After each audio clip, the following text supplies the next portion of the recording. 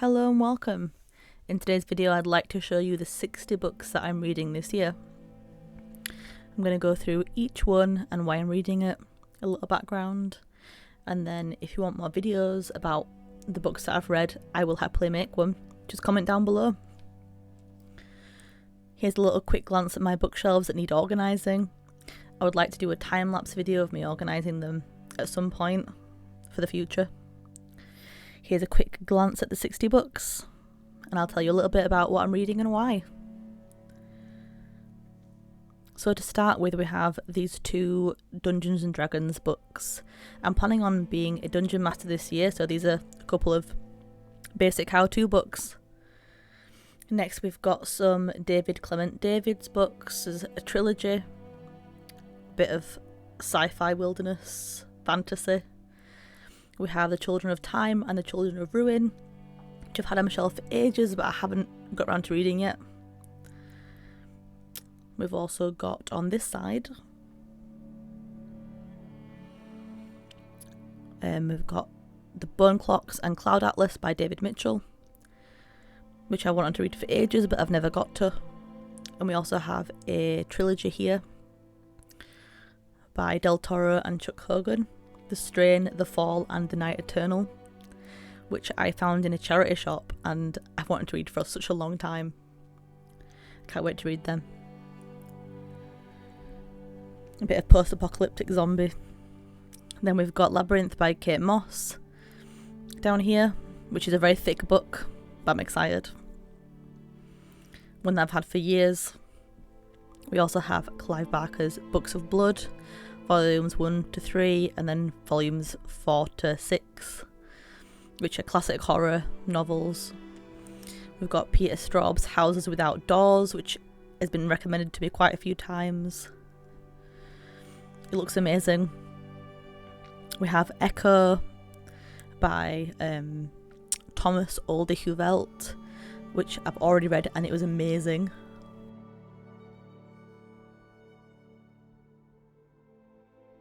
Here we have Daphne du Maurier's I'll Never Be Young Again. I love Daphne du Maurier, she's amazing. We have Ghostly, a collection of short ghost stories by various authors. We have Her Body and Other Parties, which I've had again for years and I haven't got around to reading. We have a very strange book here, which is a Mark Z. Danielewski book. I've only ever read House of Leaves by him, so I'm excited to get to another one, which is a very strange one. And we've also got Geek Love by Catherine Dunn, which is an absolute classic. I've read it a long time ago and I'm really happy to reread it, hopefully soon. We have some vintage classics here. We've got Tess of the D'Urbervilles, which is a Thomas Hardy classic, and we've got Jane Austen's Mansfield Park and also Emily Bronte's Wuthering Heights. Those are my 3 old classics that I'm hoping to get to this year. We have Milan Kundera's Immortality and The Book of Laughter and Forgetting, which are 2 very philosophical novels which I'm very excited to get to. We've got a duology of Perfume and the Pigeon, which I've never read and I'm really excited to get to. They sound amazing. We have some non-fiction now. We have Wolfish, which is stories about ferocity and freedom. I think it's non-fiction, but I'm not sure actually. We've got How to Tame a Fox, which is a book about canines basically. I'm very excited for that one. And The Alpha Female Wolf, which again is about wolves, specifically Yellowstone wolves. Really excited for these ones. They're all themed, obviously. Wolf themed. We've also got Arctic Dreams by Lopez, which is another amazing thick book that I've wanted to read for a long time. Perfect for winter, I'm assuming, or whenever it snows next. We've got Heligoland, another non-fiction exploring book about the history of places, specifically one place. We've got a book about anxiety by Sarah Wilson, and we've got Monsters, again non-fiction about how we think about people that we hate. Landscapes of the Night by Christopher Evans, a classic. This one I found in a bookshop in Morecambe. It's about the meaning of fairy tales and the importance of narratives. These are all books for my writing project that I'm doing at the moment. So lots of books that Freud wrote and lots of books about the uncanny, the unconscious, the subconscious, that kind of thing, fears, phobias. Here are a few.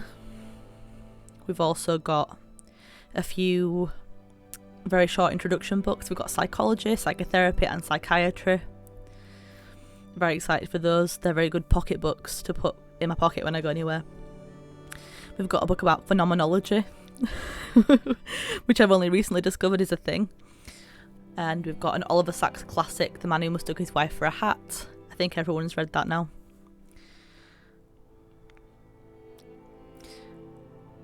That's me showing that the Dylan Trigg book about phenomenology is the reason why I'm reading that one. Designing the Mind, a book about the brain. It sounds very good. Psychological Software, sounds amazing. And then we have a classic, Paradoxes of Time Travel, which I've read a couple of times before, but it's so good. And then to go alongside it, The History of Time, and also Time. I'm not sure what the difference is, but I'll let you know if you're interested.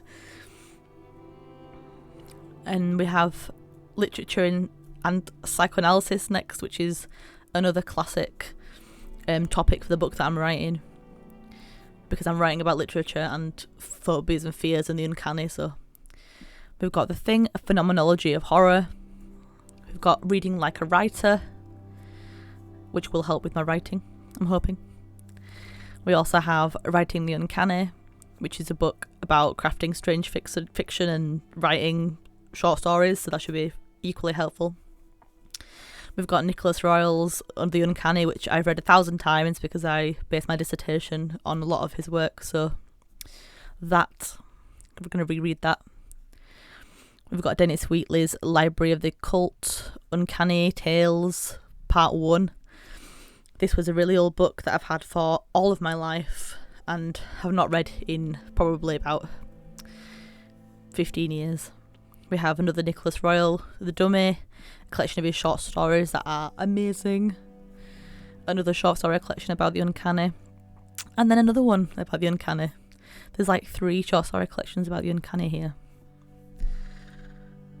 This one I got from Abe Books online recently. It looks amazing and I can't wait to get to these.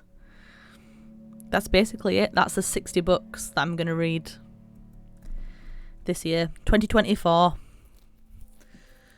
As of posting this, I've already read Wuthering Heights and Echo and Landscapes of the Night. So I've read 3, but I'm quite behind on my reading if I want to read this many by the end of the year. Hopefully I can get better at reading now. Thank you so much for watching. I hope you enjoyed this video. If you're interested in any of these books that I've mentioned, please comment down below and I'll do a separate video on them. I'm not sure if anyone's going to even see this or care, but I know that in 10 years time when I rewatch this I'll be like, wasn't she cute? Thinking anyone cared about books anymore. Thank you so much for listening or watching or however you interacted with this video. And if you haven't already, please subscribe. Bye. See you later.